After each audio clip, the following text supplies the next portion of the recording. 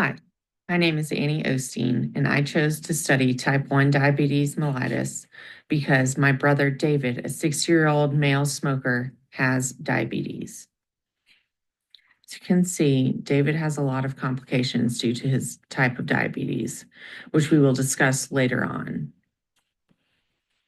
To understand his health issues, I researched the endocrine pancreas, focusing on the islets of Langerhans that secrete hormones like insulin and glucagon and other hormones. First, we need a background on how insulin is released in the body. Insulin is produced by beta cells. It begins as proinsulin, which converts to proinsulin in the endoplasmic reticulum. Proinsulin is then processed in the Golgi apparatus to form insulin consisting of A and B chains with the C peptide removed. Insulin and C peptide are stored in the secretory granules. Insulin secretion is triggered by rising glucose levels. Glucose enters the beta cell via the GLUT2 receptor, is phosphorylated to glucose 6-phosphate, and undergoes metabolic processes to produce ATP. Increased ATP causes potassium channels to close, depolarizing the membrane and allowing calcium influx, which stimulates release via exocytosis.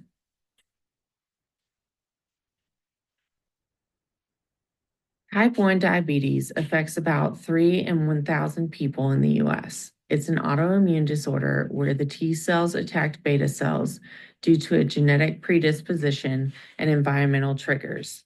This leads to insufficient insulin production, causing high glucose levels. Increased blood glucose leads to elevated fatty acids due to fat breakdown and excessive keto acid production, risking diabetic ketoacidosis. There's also increased amino acids from protein breakdown, body mass loss, and fluid electrolyte imbalances, causing symptoms like increased thirst and urination, polyuria due to osmotic diuresis.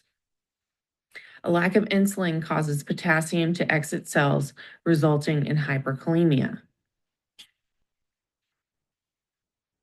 So the excessive keto acid production can lead to DKA, or diabetic ketoacidosis, which is a severe complication of diabetes and can lead to diabetic coma or even death.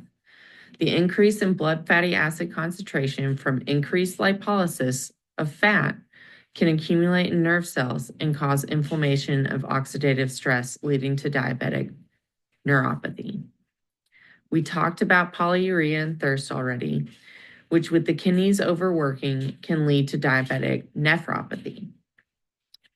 We also talked about hyperkalemia, which can lead to muscle weakness, irregular heartbeats, numbness and tingling, paralysis, and nausea and vomiting. Also, over time, high blood sugar levels can damage the tiny blood vessels in the retina, leading to diabetic retinopathy. With all that said, I now have a better understanding of what happens with type 1 diabetes mellitus and what has happened to my brother. I hope you do too. Thank you.